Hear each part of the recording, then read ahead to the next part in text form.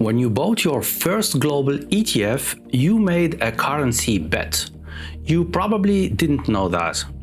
Almost nobody explains it.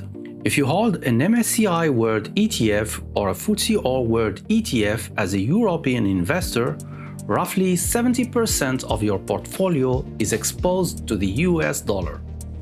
Every time the dollar moves against the euro, your returns move with it, before the market has done anything.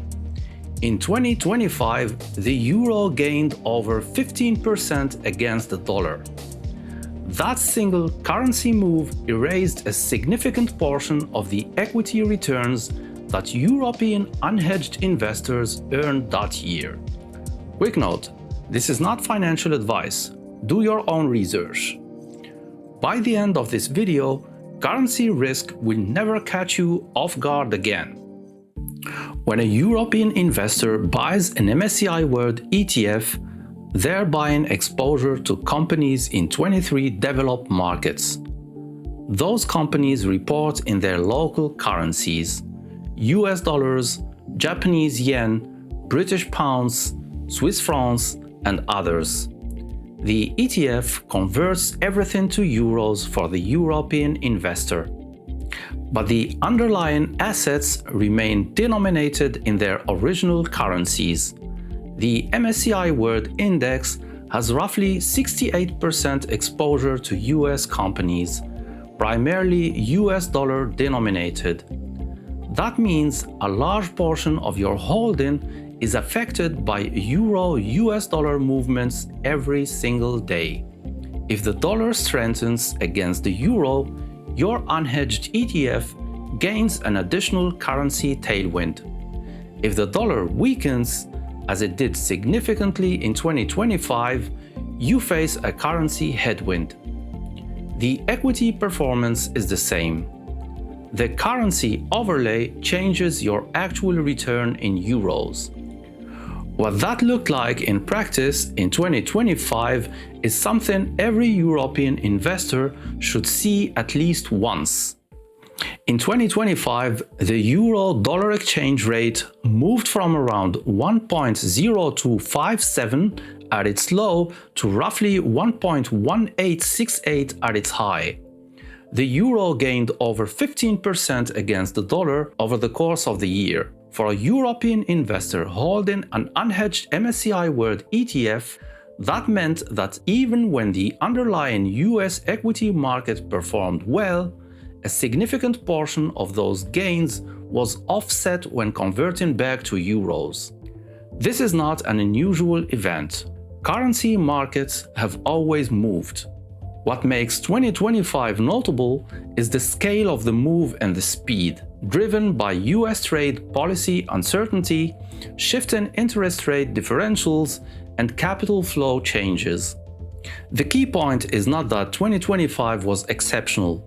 The key point is that this kind of move is a normal feature of currency markets over multi-year periods. It happened before, it will happen again.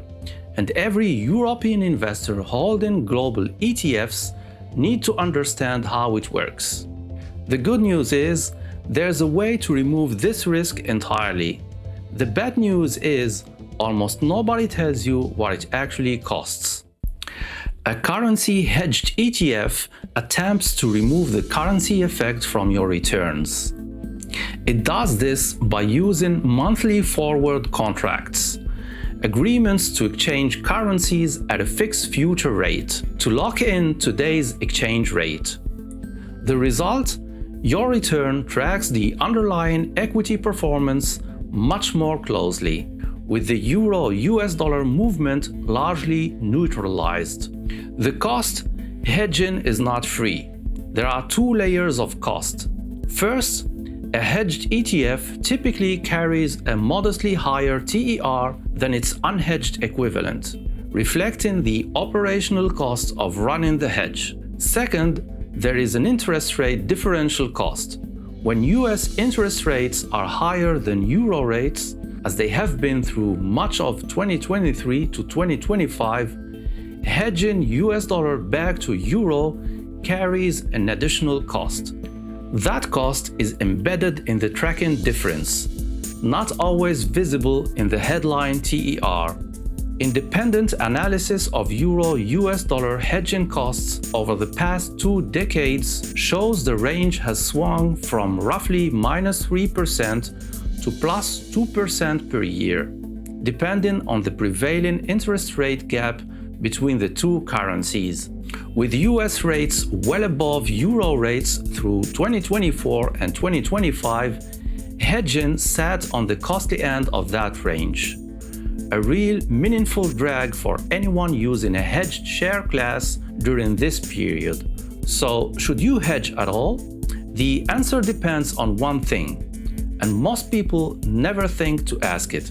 The evidence on whether to hedge equity ETFs as a long-term investor is fairly clear. For long time horizons, 10 years or more, multiple studies from AQR, Vanguard, and Dimensional suggest that currency effects in equity portfolios tend to mean revert. Over decades, the advantage of hedging versus not hedging in equity portfolios is small. For shorter horizons, under 7 years, or for investors approaching retirement and drawing down their portfolio, currency volatility becomes more relevant. For bond ETFs, the consensus is stronger. Bonds are lower volatility assets, so currency swings represent a proportionally larger share of total return volatility. Hedging fixed income exposure is generally considered best practice. The practical default for most long-term European ETF investors in an MSCI World or FTSE All-World ETF is leave equities unhedged.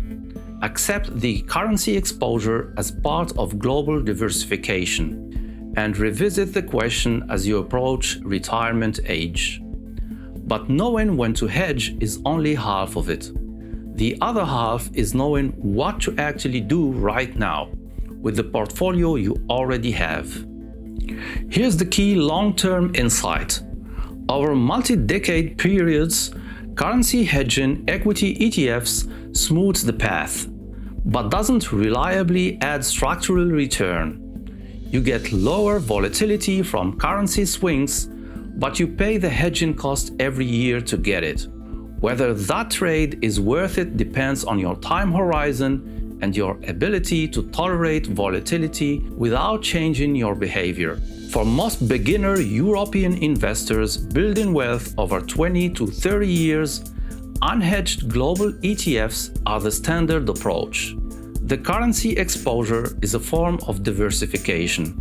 Your returns are not entirely dependent on what happens in the Eurozone economy. That has long-term value. 3 things to do. You can act on all of them today. These are clear action points. First, check your existing ETFs. If you hold IWDA, VWCE, or any global equity ETF in a standard form, you are unhedged. That's not wrong. It's the default for long-term investors. Second, if you are within 5 to 7 years of needing the money, start thinking about currency volatility as a risk factor. Not a reason to panic, but a reason to consider how much currency swing you can absorb. Third, if you hold bond ETFs with US dollar exposure, check whether a euro hedged version is available to you and appropriate for your situation. Currency risk is not something to be afraid of. It's something to understand, so that when the dollar moves against you, you know exactly what is happening and why, and you don't make the mistake of selling at the wrong moment. Every global ETF is also a currency position. For European investors, that means significant dollar exposure you carry every day. Understanding it doesn't require you to change anything. It requires you to stop being surprised by it. Money is a tool. If you don't learn to control your finances will control you.